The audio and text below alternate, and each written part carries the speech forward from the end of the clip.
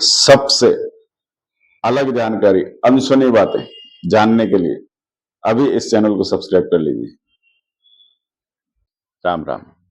आज नवरात्रि का तीसरा दिन, यानी माँ का तीसरा स्वरूप। नवरात्रि में माँ के 9 स्वरूपों की पूजा की जाती है। तीसरा स्वरूप है माँ चंद्रघंटा का। ये जैसे कि कल आपको बताया था कि सती ने आत्मदाह किया, फिर वो माता पार्वती यानी ब्रह्मचारिणी माता बनी। उनकी तपस्या के बाद शंकर भगवान प्रसन्न हुए और तैयार हुए कि वो उनसे विवाह करेंगे। उसी सीक्वेंस में ये चल रहा है कि जब फिर भोलेनाथ, अच्छा पहले ये बता दूं कि माँ चंद्रघंटा की 2 कथाएं प्रचलित हैं। पहली कहानी ऐसी है कि जब भोलेनाथ प्रसन्न हो जाते हैं और जब विवाह के लिए बारात लेकर आते हैं तो वो अपने विकराल स्वरूप में आते हैं। बहुत ही भयानक, गुस्सैल और डरावने स्वरूप में आते हैं। उनके साथ देवता, दानव, यक्ष, गंधर्व, किन्नर, भूत, प्रेत, अघोरी और न जाने क्या क्या। उनकी बड़ी अजीबोगरीब बारात होती है। ऐसे ऐसे प्रेत होते हैं जो जिसका सिर कटा हुआ हो और वो अपने हाथ में कटा हुआ सिर लेकर नाच रहा है और बहुत प्रसन्न मुद्रा में कटा हुआ सिर भी जोर जोर से हंस रहा है। कोई प्रेत आकाश में उड़ रहा है, कोई जमीन पे छलांगे मार रहा है, कोई क्या कर रहा है, कोई क्या कर रहा है। बड़े विचित्र सी बारात।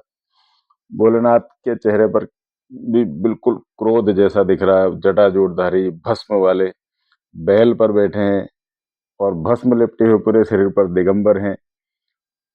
ब्यूटी नहीं, बिल्कुल अमंगल वेश। ये सब देखकर पार्वती माता के परिवार वाले सब डर गए, घबरा गए और सभी ने ये चाहा कि अब इस व्यक्ति से, भोलेनाथ से जो कि भूत भावन है, इनके साथ अब पार्वती का विवाह नहीं होना चाहिए। और विशेष रूप से पार्वती जी के माता पिता तो वैसे ही खिलाफ थे। तो पार्वती जी की माता बहुत ही डर गई, घबरा गई और उन्होंने स्पष्ट रूप से मना कर दिया कि इसके साथ तो मेरी बेटी का ब्याह नहीं होने दूंगी। पर पार्वती जी ने तो 3000 सालों तक तपस्या करी थी इसी वर के लिए, तो क्या किया जाए। तो पार्वती जी ने स्थिति को कंट्रोल करने के लिए चंद्रघंटा का स्वरूप धारण किया। 10 भुजाएं, 10 हाथों में अस्त्र शस्त्र और सिर पर घंटे के आकार का चंद्रमा और बिल्कुल युद्ध के लिए तत्पर। इसी तरह की उनकी मुद्रा, बिल्कुल खतरनाक, सौम्य स्वरूप लेकिन विकराल और विराट स्वरूप। कि स्थिति को कंट्रोल करने के लिए और वातावरण को एक बैलेंस करने के लिए किया गया था, ताकि सामने वाली बारात को भी पता चल जाए कि ये कोई सामान्य कन्या नहीं है और पार्वती माता के परिवार वालों को भी पता चल जाए कि ये कोई, हमारी बेटी कोई सामान्य कन्या नहीं है। ये जब इतनी खतरनाक हो सकती है तो एक खतरनाक व्यक्ति के साथ रह भी सकती है। तो इस तरह से माता ने अपना स्वरूप लेकर सभी को दर्शन दिए। सभी के मन में शांति आ गई कि हाँ, हमारी बेटी कोई कोमल सुकुमारी नहीं है। इस तरह से पर माता जी ने चंद्रघंटा स्वरूप में भोलेनाथ से विनती की कि आप अपना सौम्य स्वरूप बनाइए ताकि सभी को नॉर्मल फील हो सके। तब भगवान भोलेनाथ ने परमिशन, कंसेंट दी कि ठीक है, मैं भी नॉर्मल हो जाता हूँ। विष्णु भगवान ने तब भोलेनाथ का श्रृंगार किया और भगवान भोलेनाथ बहुत ही सौम्य और सुंदर स्वरूप में आ गए, जिस तरह से कि एक वर को होना चाहिए। उनकी सारी बारात भी बिल्कुल सौम्य बारात बन गई। और इस तरह से माँ चंद्रघंटा की एक कथा ये है। दूसरी कथा में ये है कि आपने एक भजन जरूर सुना होगा, जय जय हे महिषासुर मर्दिनी। ये महिषासुर नाम का एक दैत्य हुआ करता था, जिसका मर्दन करने वाली यही माँ चंद्रघंटा है।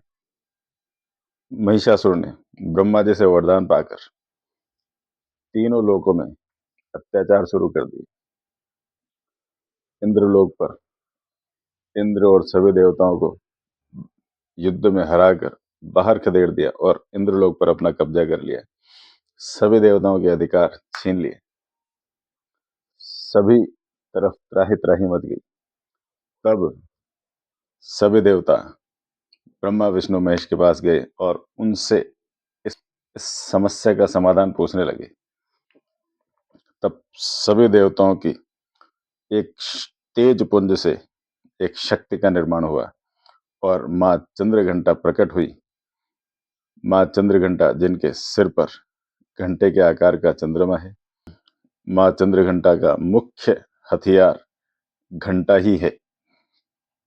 वो इसकी ध्वनि से ही सभी का विनाश कर दिया करती हैं। बहुत ही दिव्य माँ का अवतरण हुआ। उनकी 10 भुजाएं सिंह पर विराजमान और गोल्डन कलर का उनका विग्रह है। युद्ध के लिए तत्पर, यही उनकी मुद्रा है।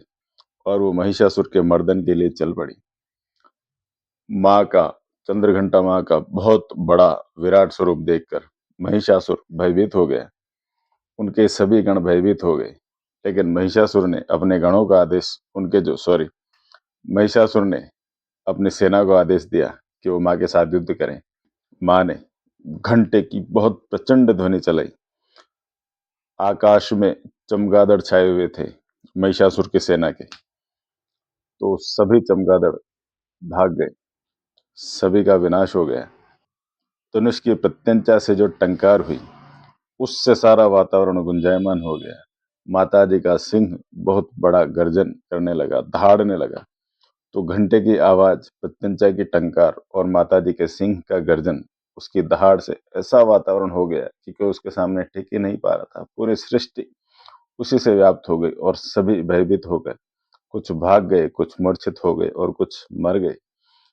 उसके पश्चात जब महिषासुर मैदान में आया तो माता जी और महिषासुर का युद्ध हुआ और बहुत ही भयानक युद्ध होने के बाद माता जी ने महिषासुर का वध किया। और माता जी के हाथ से वध होने के कारण आज महिषासुर भी, उसका नाम भी अमर हो गया है, क्योंकि आरतियों में, भजनों में सब जगह महिषासुर का नाम लिया जाता है। तो ये भी एक बहुत बड़े सौभाग्य की बात है कि माँ के हाथ से जिसका वध होता है उसकी मुक्ति हो जाती है। यह है माँ चंद्रघंटा की शॉर्ट एंड स्वीट स्टोरी।